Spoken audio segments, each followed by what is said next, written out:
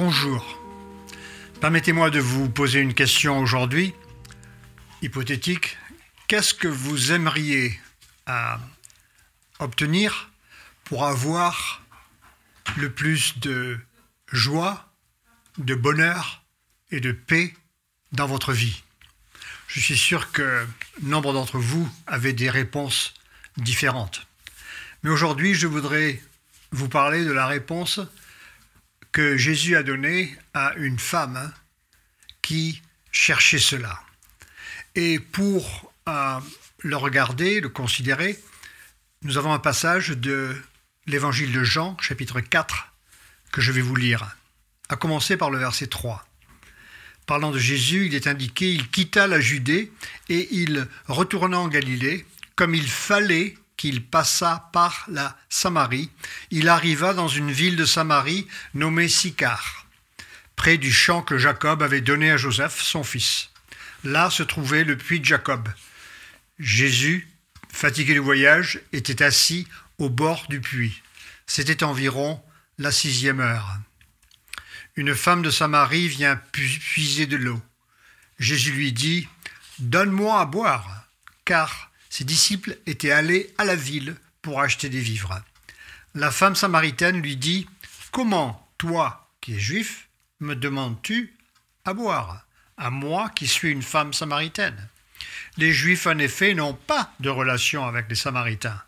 Et Jésus lui répondit « Si tu connaissais le don de Dieu et qui est celui qui te dit « Donne-moi à boire », tu lui aurais lui-même demandé à boire et il t'aurait donné de l'eau vive. « Seigneur, lui dit la femme, tu n'as rien pour puiser, le puits est profond. D'où aurais-tu donc cette eau vive? Es-tu plus grand que notre père Jacob qui nous a donné ce puits et qui en a bu lui-même, ainsi que ses fils, ses troupeaux ?» Jésus lui répondit, « Quiconque boit de cette eau aura encore soif. Mais celui qui boira de l'eau que je lui donnerai n'aura jamais soif. Et l'eau que je lui donnerai deviendra en lui une source d'eau qui jaillira jusque dans la vie éternelle. » Dans le texte ici, il est indiqué « il fallait qu'il passe ». C'était la route la plus pratique. Dans le contexte de nos parcours, Dieu arrange des rendez-vous qui sont fixés pas selon notre agenda, mais principalement selon son agenda. À l'avance, la volonté de Dieu était de sauver la Samaritaine. Paul dit dans Éphésiens 1,4 que Dieu nous a choisis avant la fondation de l'âge, dont cette rencontre était prévue il y a longtemps. Dieu met ceux et celles qu'il souhaite sur notre route sans que nous l'ayons prévu. Peut-être vient-il vous voir aujourd'hui, ou peut-être aussi a-t-il mis quelqu'un sur votre route pour que vous lui parliez. Sychar, ce village, était un lieu important pour Abraham, Isaac et Jacob dans la terre promise par Dieu à Abraham. C'était une terre riche et prospère, connue pour ses puits profonds mentionnés ici. L'endroit est choisi en fait pour faire une mise en scène, pour faire valoir le puits spirituel et la prospérité éternelle qui en dépassera la profondeur, l'abondance, la longévité, mais aussi la qualité de l'eau provenant du puits. Elle préfigure le paradis éternel réservé aux enfants d'Abraham que nous sommes par la foi. Nous sommes des enfants d'Abraham. Paul a expliqué cela dans le livre des Galates. Il a dit que par la foi et non par les œuvres, nous sommes des enfants d'Abraham qui lui aussi avait cru par la foi avant qu'intervienne la loi. De plus, cette terre est héritée gratuitement, selon une promesse, l'apôtre Paul dit. Et ici, Jésus le promet. Quiconque croit en moi a la vie éternelle. Les Samaritains étaient des descendants, un mélange des Assyriens et des pauvres Juifs qui non exilés d'Israël. les Juifs ne leur parlaient typiquement pas par préjudice. De plus, pendant des siècles, les Assyriens avaient été les ennemis d'Israël. On se souvient par exemple du roi Sennachérib. En rencontrant la Samaritaine, Jésus est dans un état de faiblesse, dans son humanité. Il a soif. Dieu nous met aussi à nous dans de telles situations de façon à devenir humble et sobre devant certains qu'il a mis sur notre route. Le dessein ultime est de sauver la Samaritaine. Elle ne sait pas qu'elle a besoin de Jésus, qu'il a besoin d'elle. Je répète, elle ne sait pas qu'elle a plus besoin de Jésus, qu'il a besoin d'elle. Comme avec Jésus, Dieu a peut-être mis des gens autour de nous dont nous avons besoin pour qu'on leur parle de Dieu. Nous devons être attentifs. Jésus parle de l'eau vive. Après avoir bu de cette eau, nous n'aurons, selon lui, plus soif. Cela signifie que les choses de ce monde ne peuvent satisfaire réellement. La Samaritaine ne trouvait pas de satisfaction avec les saints maris précédents, avec les relations qu'elle avait eues. L'eau vive est l'Esprit de Dieu. Le sens figuré de l'eau vive dans l'Ancien Testament avait plusieurs fois été mentionné pour signifier son aspect spirituel, parlant de l'Esprit de Dieu. Et vous savez, en termes de ces relations, il en est de même souvent avec les choses que nous pensons seront une source de satisfaction pour nous, comme le succès, les biens, la fortune, la gloire. Le principe est souvent plus on en a, plus on en veut. Jésus parlait de mammon, l'argent, en disant « Vous ne pouvez pas aimer Dieu et mammon ». Paul disait l'amour de l'argent, pas l'argent lui-même, mais l'amour de l'argent est la racine de tout mal. L'homme est insatiable de par sa nature viciée depuis la chute d'Adam. Par exemple, selon une revue de presse, le sultan de Brunei, Hassan al-Bolkiah, est à la tête d'un véritable musée de 1000 bijoux. Il est propriétaire de plus de 500 Mercedes, 100 Ferrari et Bentley, ou encore 200 BMW et Porsche. Si vous regardez les plus grosses, les propriétés les plus chères du monde, vous en verrez qu'il y en a une qui coûte 1 milliard, une autre dans le sud de la France qui coûte 525 millions de dollars. Et les gens veulent toujours, dans ce milieu, cupide, veulent toujours plus. Alors, permettez-moi de vous expliquer un petit peu mon parcours personnel. Je me souviens, dans ma jeunesse, j'avais à peu près 13 ans, mon père avait un ami qui avait habité 5 ans en Californie et il venait nous parler de San Francisco. Et je l'écoutais bouche bée. Et je me disais, un jour, il faut que j'aille là-bas. Et cette personne venait très souvent. Je me souviens que mon père s'endormait sur le fauteuil, alors que moi, je continuais à l'écouter. J'étais fasciné par ses propos au sujet de la Californie. Et il me disait, toi, tu vas aller là-bas et tu vas faire fortune. Et puis je pensais aussi au soleil, aux plages.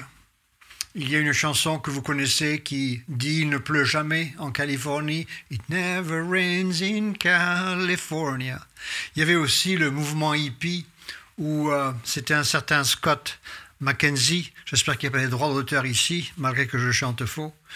To go to San Francisco. Alors quand j'ai entendu ces chants, je me disais je veux retrouver ces plages, je veux retrouver ce bonheur là-bas, je veux être sous les palmiers, boire quelques cocktails, mais principalement, je vais trouver la fortune. À l'âge de 19 ans, je suis parti en Californie. Mon premier boulot a été dans un restaurant français à Santa Monica. Je travaillais le soir et je gagnais très très bien ma vie. J'ai pu me payer une business school et j'y ai étudié pendant 3 ans. Et c'était une université chrétienne qui s'appelle Pepperdine, qui est à Malibu. Et il y avait un cours qui était requis qui s'appelait, le titre était très simple, c'était Jésus le Christ.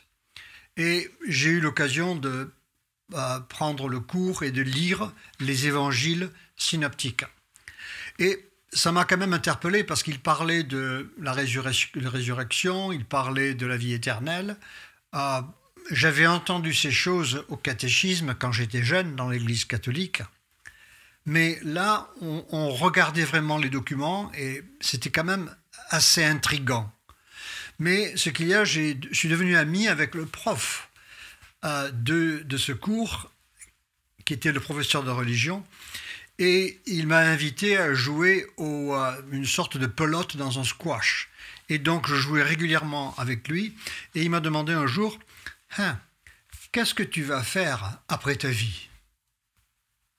Moi, je n'ai que faire ce que je vais faire après ma vie. Moi, je veux quelque chose ici. Je veux de l'argent. Parce que je recherchais la fortune. Mais malgré tout, sa question m'a interpellé. Parce que qu'est-ce qu'on fait après la vie? Et en entendant quelle sorte de satisfaction je peux avoir des choses que je vais gagner ici. J'ai commencé, après les études, à travailler pour une société d'investissement immobilier et j'étais vite avec un volant d'une Cadillac et je restais dans des beaux hôtels, je mangeais dans des très bons restaurants, j'achetais mes costumes dans une boutique de Beverly Hills et toutes ces choses étaient très bien et j'en étais partiellement satisfait. Mais vous savez, quand vous les avez, après un moment, cela ne vous donne pas autant de joie que vous attendiez, autant de bonheur que vous souhaitiez avoir auparavant.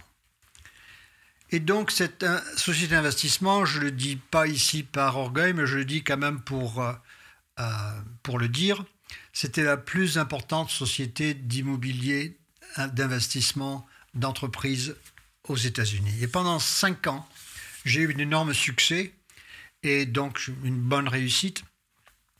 Et comme on dit dans le jargon américain, j'ai pu mettre des doigts dans quelques grosses tartes. Mais après 5 ans, j'ai eu des difficultés financières. Il se trouve que je ne pouvais plus gagner une commission parce qu'on était payé à la commission.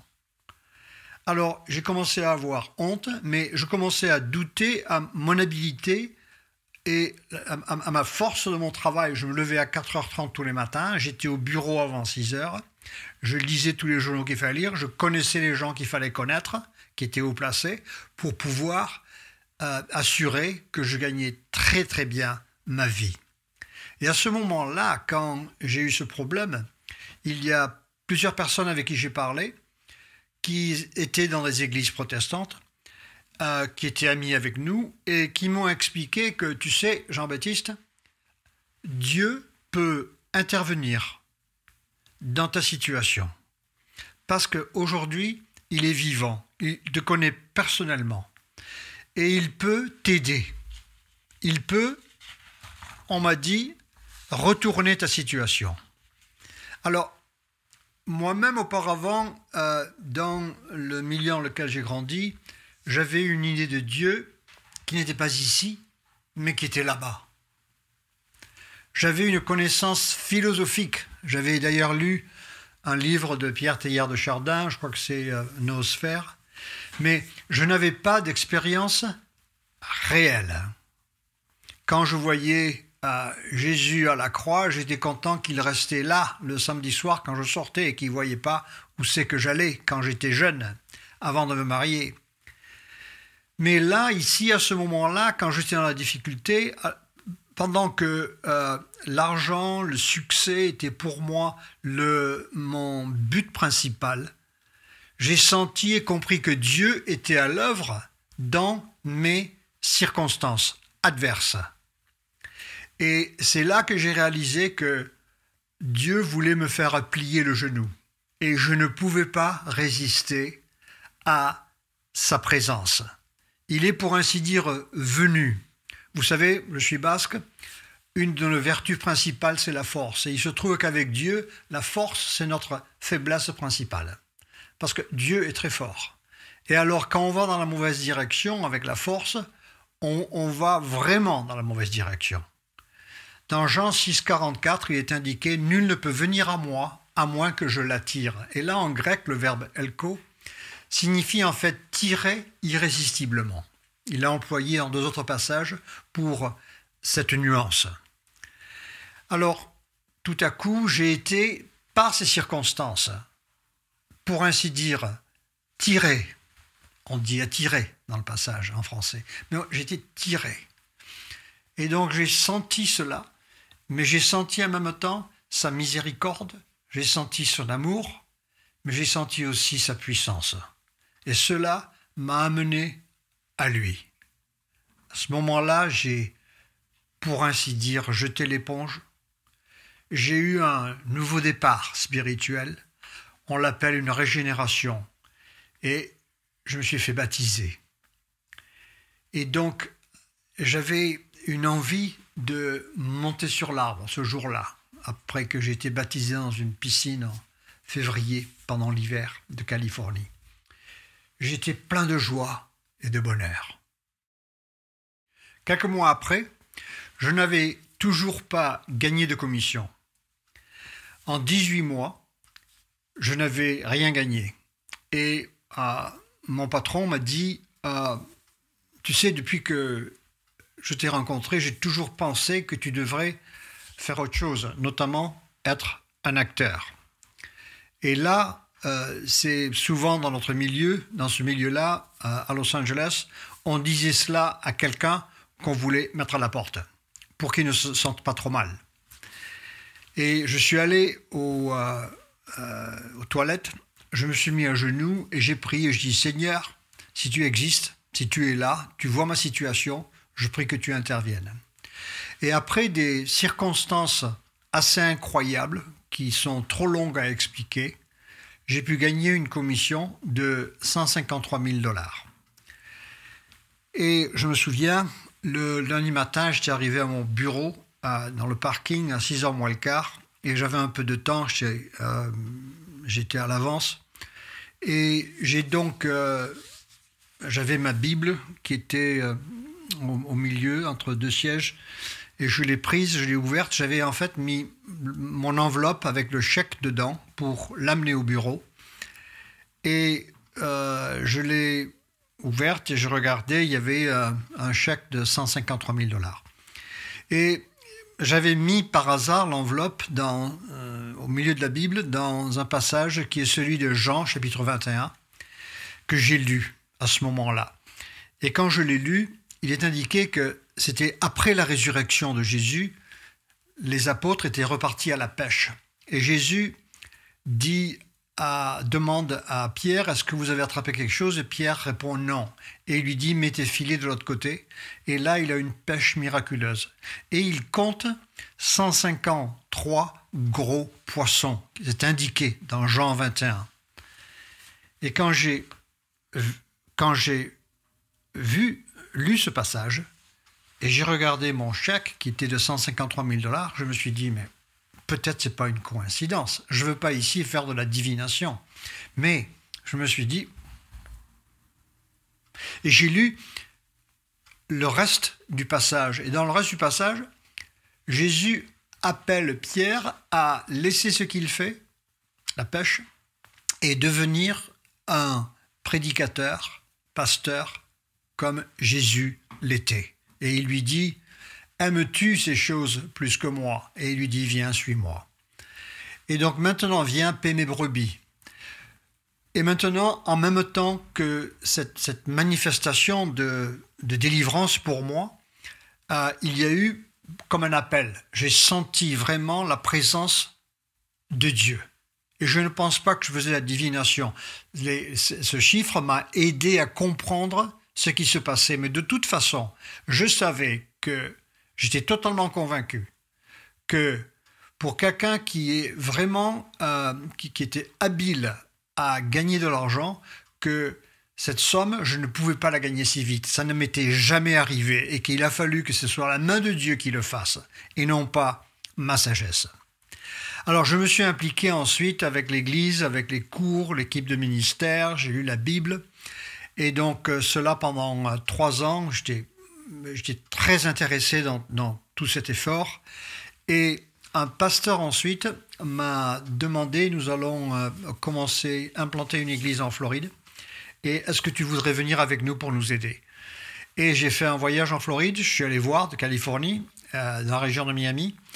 Et dehors, à l'extérieur d'une église, j'ai rencontré 2 Haïtiens qui tondaient la pelouse. Et curieusement, je suis allé vers eux, je leur ai parlé en français et ils m'ont répondu avec un français parfait. Ce qui est, ils parlaient français et créole. Mais là, j'ai senti curieux, mais qu'est-ce que vous faites ici? Et ils m'ont expliqué qu'il y avait des milliers d'Haïtiens qui étaient persécutés sous le régime Duvalier en Haïti et qui venaient sur les côtes de Floride aux États-Unis. Et j'ai comme senti un fardeau pour avoir une mission sociale, humanitaire et de prédication avec eux. Alors, j'ai décidé de partir là-bas pour faire l'implantation d'église, mais principalement pour avoir cette mission haïtienne. En même temps, en Floride, je suis allé dans une école biblique pendant le jour, cours du soir, et j'ai commencé à prêcher. J'avais un van pour aller chercher dans les fermes de Floride toutes sortes de légumes, de fruits. La mission elle-même était dans une zone assez dangereuse, peut-être une des plus dangereuses. Et d'ailleurs, la police m'avait plusieurs fois demandé de sortir de là, qu'ils ne pouvaient pas me protéger. Mais malgré tout, je me sentais en paix totale. J'ai eu un incident une fois où les Haïtiens ont dû intervenir pour me protéger. Mais je me souviens du moment où, un soir, une dame haïtienne a préparé un café pour moi. Elle avait ce qu'on appelle une chaussette. Elle met du café dedans et elle a mis dans l'eau bouillante. Elle le mélange avec du lait chaud. C'était absolument délicieux. Je me souviens du moment où j'étais à Beverly Hills, où je prenais mon expresso au café La Scala. Et j'étais beaucoup plus heureux, et c'était moins cher, j'étais beaucoup plus heureux avec les Haïtiens là-bas à boire leur café qui était absolument délicieux, tout aussi délicieux que celui de La Scala, quand j'avais quitté tout cela. Et donc, j'ai trouvé une grande satisfaction à être parmi eux et à faire ce travail. Cependant, je n'avais pratiquement plus d'argent. Nous avons eu des difficultés financières, à nouveau, moi-même. Et c'était difficile, surtout après avoir eu une carrière dans les affaires avec du succès, de revenir à un travail manuel parce qu'il fallait que je survive. Nous avions 4 enfants d'abord, ensuite on en avait 6. Et j'ai commencé à travailler dans un restaurant le soir comme serveur. Et après cela, après 1 an à faire cela, j'ai travaillé pendant 2 ans plutôt, à coller des tapis qui sont en fait des sortes de design pour des bateaux, des yachts et aussi pour des maisons luxueuses. Et je travaillais pour une personne que je connaissais, qui était un ami en fait. Et ensuite, j'ai travaillé pour un autre ami qui posait des carrelages et qui refabriquait des salles de bain et des cuisines, que je connais encore très bien. Et donc, j'ai fait ça pendant plusieurs années, en même temps que j'avais la mission haïtienne et l'école biblique. Ensuite, après 5 ans, on m'a invité en Haïti et j'ai voyagé. J'ai fait 70 approximativement voyages missionnaires pendant 10 ans. En même temps que j'ai étudié dans un séminaire théologique en Floride qui s'appelle Knox, où je suis d'abord allé pour étudier principalement l'hébreu et le grec. mais ensuite je me suis beaucoup intéressé et j'ai pu faire le programme du séminaire. Et d'Haïti, j'ai été invité par un théologien haïtien qui avait été persécuté en Haïti et qui avait fui en Afrique. Et j'ai été invité là-bas pour faire plusieurs campagnes et les choses ont si bien marché. Il était extrêmement difficile d'aller de Floride dans les pays francophones africains sans passer par Paris. Et j'ai demandé à ma famille de passer 2 ans avec moi en France, venir ici, et pour que je puisse voyager en Afrique. Chose que j'ai faite pendant longtemps après que je suis venu ici. Nous avons aussi implanté une église ici, dans l'agglomération de La Rochelle. Alors, pour revenir à notre sujet, comme la Samaritaine, je n'avais pas de satisfaction avec ce que je recherchais et avais trouvé. La raison pour laquelle je donne ces détails de tout ce que j'ai fait auparavant dans ma carrière et aussi ce que j'ai fait après ma carrière dans les affaires, c'est pour que les gens comprennent la réalité des choses. L'homme cupide en veut toujours plus. J'avais besoin de la même eau que Jésus a offerte à la Samaritaine. Quand j'ai bu de cette eau, je n'avais plus soif. J'étais heureux, j'étais libéré des chaînes qui me liaient. Parenthèse, Dieu pourvoit et promet de le faire à tous nos besoins. Il a fait dans mon passé, après que j'ai quitté les affaires, et il continue à le faire aujourd'hui. On est propriétaire de rien, mais en même temps, on est propriétaire de tout. Vous savez, quand on a eu des difficultés ensuite, quand j'étais en Floride avec la mission haïtienne, le voyage en Haïti, c'est pas évident d'avoir 6 enfants, 4, 5, 6 enfants. Mais malgré tout, Dieu a pourvu à tous nos besoins.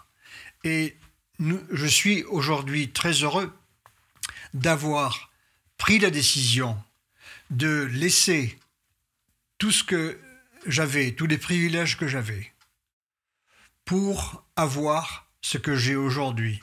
C'est une paix qui surpasse toute compréhension, une joie qui déborde et qui est au-delà de la joie que j'avais quand j'étais en Californie. Je dois dire aussi que cette eau vivante, l'esprit, satisfait complètement. L'espoir de la vie éternelle, la réception de l'esprit en nous comble de bienfaits. Dieu creuse un puits en nous et le remplit d'eau spirituelle. Vous savez, souvent les gens préfèrent boire une eau gazeuse et ils disent qu'elle satisfait plus la soif.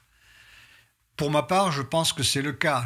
Quand je prends une eau pétillante, et je suis plus satisfait. Et de la même manière, c'est l'idée que nous avons ici, c'est que c'est une eau pétillante, elle est vive, elle a quelque chose de plus qui satisfait.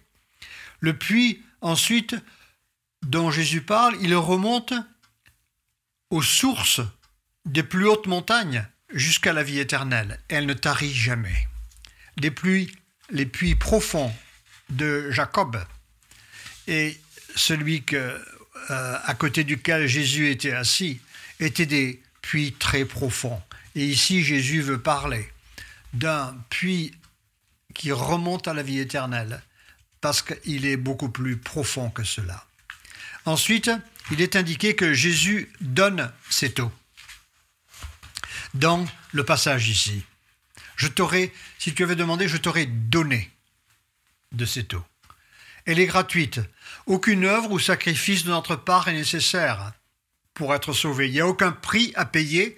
Nous la recevons par grâce, par miséricorde et par foi seule. Ça veut dire la foi parce qu'on ne peut rien faire. Christ a payé pour nous à la croix, puis il est ressuscité en premier pour nous devancer au paradis. Il suffit de le croire, de se repentir et de boire. Alors, si vous n'en avez pas bu, je vous encourage à en boire. Au début de mon séjour en Floride, j'étais garé dans ma voiture et il y avait un camion qui bloquait. Et c'était un camion qui livrait de l'eau. Et il y avait un signe qui disait « Deep Rock ». Ça veut dire « rocher profond ». Et curieusement, j'étais en train de lire ce passage avant de décider de partir de là. C'était en début d'après-midi. Et je commence à klaxonner et il n'y a personne qui vient. J'ai attendu à peu près 20 minutes. Et finalement, il y a une personne qui vient, mais quand il est venu, je me suis dit, mais peut-être c'est un rendez-vous que Dieu a envoyé, comme Jésus et la Samaritaine. Et après, juste avoir lu ce passage, je lui ai dit, vous savez, vous avez de l'eau à vendre ici, mais vous avez besoin d'eau qui remonte à la vie éternelle, qui vous donnera satisfaction pour tout le temps, à jamais. Et il m'a regardé comme si j'étais fou. Et il est parti. Et 3 semaines après, j'étais garé presque au même endroit. Et le même camion revient. Il sort du camion. Il me dit « Oh, je veux te parler, je veux te parler. » Je dis « Qu'est-ce qu'il y a ?»« Oh, le soir que vous m'avez parlé au sujet de cette eau, de l'eau vive, je suis allé à la maison, ma femme était partie, elle avait pris les meubles, elle avait pris les ustensiles de cuisine, elle avait pris mon lit dans la chambre, elle a pris le 4x4, elle a pris le carte de crédit, elle m'a laissé les factures, et en plus de cela, il commence à pleurer, elle est partie avec mon meilleur ami. Mais il a dit ce soir-là, je suis allé dans une église, c'est un ami qui m'y a invité et le pasteur a prêché et il a prêché de ce passage de Jean chapitre 4 dont vous aviez mentionné aussi, vous, un des versets principaux et vous me les aviez dit ce même jour.